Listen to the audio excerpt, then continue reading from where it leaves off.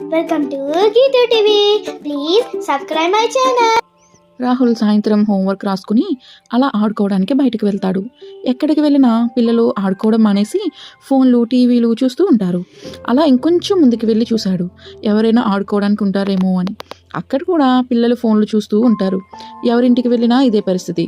సరే అని పార్కులో అయినా పిల్లలు ఆడుకోవడానికి వస్తారని పార్క్కి వెళ్ళాడు.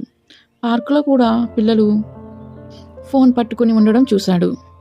ఏమిటి అందరూ ఫోన్లు పట్టుకుని కూర్చుంటున్నారు, వాళ్ళ అమ్మా నాన్నలు ఫోన్లు ఎలా ఇస్తున్నారు? నేను మా అమ్మ వాళ్ళని ఫోన్ కానీ టీవీ కానీ అడిగితే ఫోన్ ఎక్కువ చూడకూడదు, దానివల్ల ఉపయోగం లేదు, చదువుకుంటేనే మంచిది, చదువుకుంటే మంచి లైఫ్ ఉంటుంది అని చెప్తారు. మరి వీళ్ళ అమ్మా నాన్న ఎలా ఇస్తున్నారు? వీళ్ళ అమ్మా నాన్న వాళ్ళు మంచి వాళ్ళు, అందుకే ఇస్తున్నారేమో. మా అమ్మ వాళ్ళు మాత్రం నేను ఎప్పుడు ఫోన్ అడిగినా ఫోన్ చూడకూడదు, చక్కగా చదువుకో, లేదంటే కొంచెం సేపు బయటికి వెళ్ళి ఆడుకో అంటారు. నేను ఆడుకోవడానికి ఎవరున్నారు?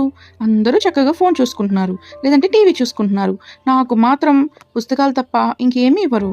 నాకే ఎందుకు ఇలాంటి అమ్మా నాన్న దొరికారు అని అనుకుని ఇంటికి వెళ్ళి మళ్ళీ పుస్తకాలు తీసి చదువుకుంటూ ఉంటాడు. అలా కొన్ని రోజులకి రాహుల్కి పుస్తకాలు చదవడం ఒక అలవాటుగా మారింది. అలా బాగా చదువుకుని బిజినెస్ స్టార్ట్ చేశాడు. చాలా కంపెనీలు పెట్టాడు. అలాగే తన సొంత ఊరిలో కూడా ఒక కంపెనీ పెట్టాలని కోరికతో సొంత ఊరిలో ఒక కంపెనీ పెట్టాడు.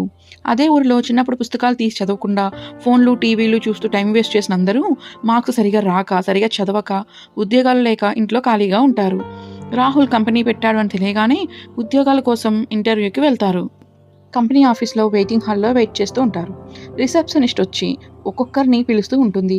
అందరూ లోపలికి వెళ్ళి రాహుల్ని చూసి వచ్చి, అబ్బా రాహుల్ చిన్నప్పుడు మనలా ఫోన్ టీవీ చూసి టైం వేస్ట్ చేయకుండా ఎప్పుడు పుస్తకాలతో ఉండి పుస్తకాలు బాగా చదువుకొని చక్కగా చదువుకొని ఈ స్థాయికి వచ్చాడ్రా, మనం కూడా చిన్నప్పుడు బాగా చదువుకొని ఉంటే బాగుండేది కదా అని అనుకుంటారు.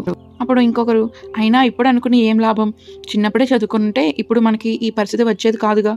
రాహుల్ చదువుకున్నాడు కాబట్టి మంచిగా డెవలప్ అయ్యాడు, మనం చదువుకోలేదు కాబట్టి ఉద్యోగాలు లేక ఉన్నాము అని బాధపడుతూ ఉంటారు. చూసారా పిల్లలు, ఫోన్ చూస్తూ ఉంటే ఏమీ ఉపయోగం ఉండదు. అదే పుస్తకాలు చదువుకుంటే మంచి భవిష్యత్తు ఉంటుంది. కానీ ఫోన్ను పదే పదే చూడకుండా అవసరాన్ని మాత్రమే చూడాలి.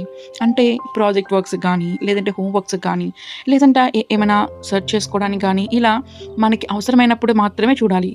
పదే పదే గంటలు గంటలు ఫోన్ ముందు కూర్చుంటే మనకి ఉపయోగం అనేది ఏమీ ఉండదు. కళ్ళ నొప్పులు, హెల్త్ ఇష్యూస్ తప్ప ఇంకేమీ ఉండవు. అందుకే మీరు బాగా చక్కగా చదువుకొని రాహుల్ లాగా బాగా డెవలప్ అవ్వాలని అనుకుంటున్నాను. అండ్ ఒక క్వశ్చన్, పుస్తకాలు చదివితే జ్ఞానం వస్తుంది, మరి ఫోన్ చూస్తే ఏమొస్తుంది? నాకు కామెంట్స్లో చెప్పండి పిల్లలు, ఓకేనా?